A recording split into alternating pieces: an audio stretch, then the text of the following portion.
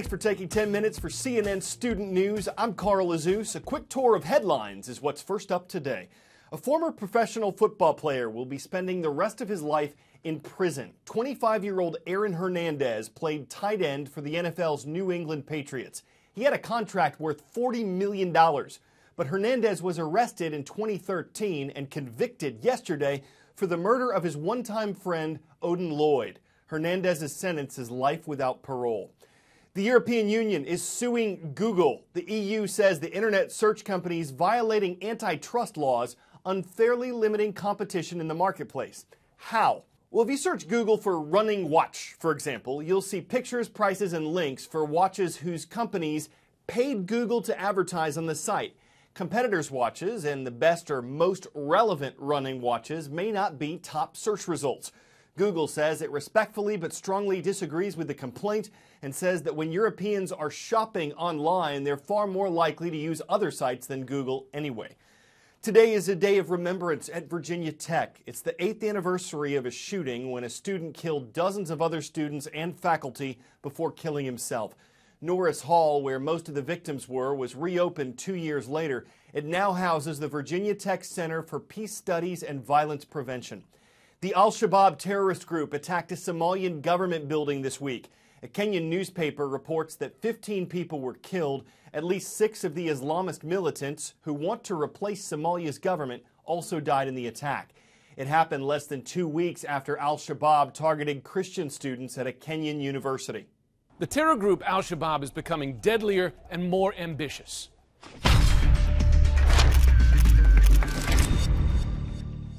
Al-Shabaab means the youth in Arabic, and it's a group that's risen out of the chaos of the failed state of Somalia.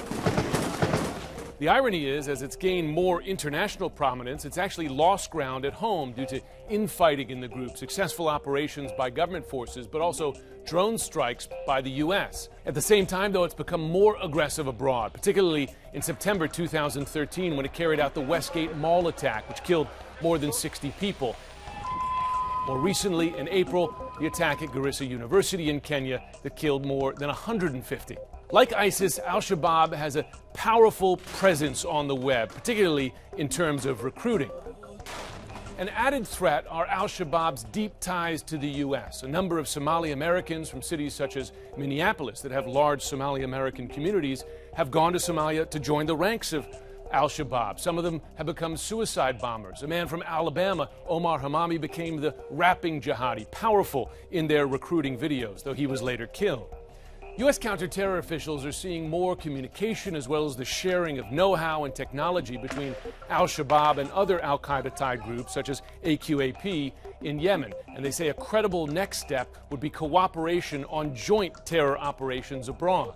For a long time, Al-Shabaab has been seen primarily as a domestic threat in Somalia, but more and more it's seen as an international one. There are drum rolls, character rolls, rolls of the eyes, and then there's the roll call. First up from Eatonton, Georgia, the War Eagles are taking flight. Shout out to Putnam County Middle School. From Texas, at Mount Carmel Academy in Houston, the Rebel Bulldogs are watching. And in Thompson, North Dakota, say hello to the Tommies. They're at Thompson Public School in the Peace Garden State. With more than 6 million people living there, Rio de Janeiro is Brazil's second largest city. It's nicknamed Marvelous City. It's the host city for the 2016 Summer Olympics. Beaches, mountains, a tropical forest, they're all part of Rio. Unfortunately, so is pollution. And with major preparations underway for next year's games, the cleanup job is bigger and more challenging than some officials thought it would be. Something's fishy in Rio as Brazil prepares to host the 2016 Summer Olympics. Hordes of dead fish float along the shoreline of Rodrigo de Freitas Lake, the site of next year's rowing and canoeing events. Olympic hopefuls say the sickening scene has become a serious obstacle to their training. You're rowing and you start to feel sick, nauseous, so you have to stop training and go rest. The dead fish block the oars and get in the way of our rowing. As of last week, cleaning crews had cleared more than 20 tons of dead fish from the lake. Local authorities say several factors, including lower oxygen levels in the water, are behind the increased number of fish deaths. Government officials say they'll investigate. It's not just dead fish. Garbage floating in Guanabara Bay caused this sailboat to capsize during a recent training run, leaving the boat badly damaged. Athletes call the current conditions unacceptable. We see a lot of rubbish, but it's something we don't control. We often have to change our tactics due to unconventional factors. Officials in Rio had promised to reduce pollution in the bay by 80%, but now admit that target is unlikely. We recently witnessed a similar scene in the lagoon near the athletes' village in Barra da Tijuca. Over here in Baja, there are a series of lagoons that back up against the Olympic Village and the Olympic Park. You can see the garbage, but there's also a terrible stench of open sewage. When members of the International Olympic Committee visited Rio in February, they insisted the city will be ready. We have been given the reassurance that all the venues will be will meet the level of sustainability. But with less than 16 months until the Games begin, problems and pollution continue to overshadow the athletes.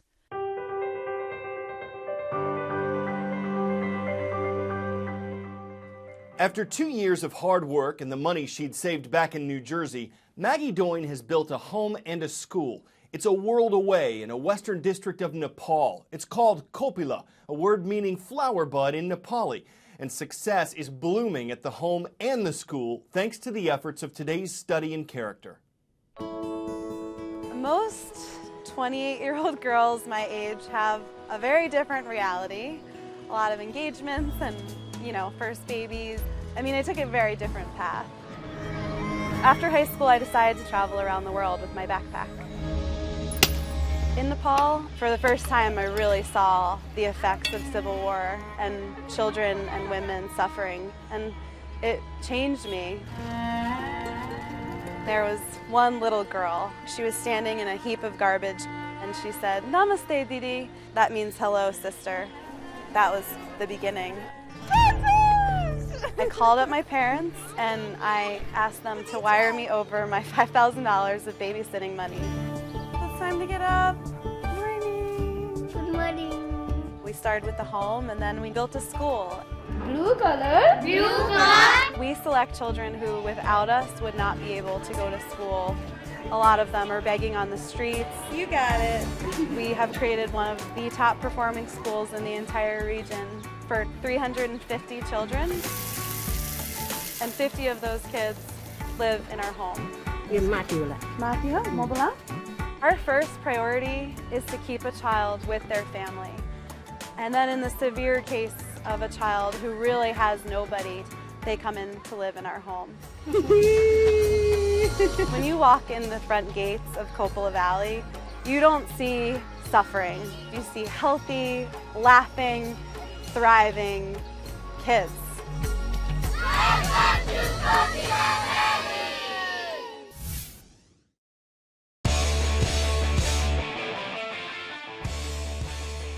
Mar Vista High School is just south of San Diego, California. It's about 5 blocks east of the Pacific Ocean. That's how far this little guy got last week before he took a break on campus. But seals aren't officially allowed at school, so officers put him behind bars. Okay, not really. They just harbored him in a patrol car until animal experts could get there to help. Police did say that under questioning, he clammed up. Guess his lips were sealed. Maybe he wanted to slip away and didn't want to be lying about it. There are no cuffs for flippers. He could have escaped by a whisker. The getaway would have been a sight to seal. That seals up another edition of CNN Student News. We'll bark at you again tomorrow.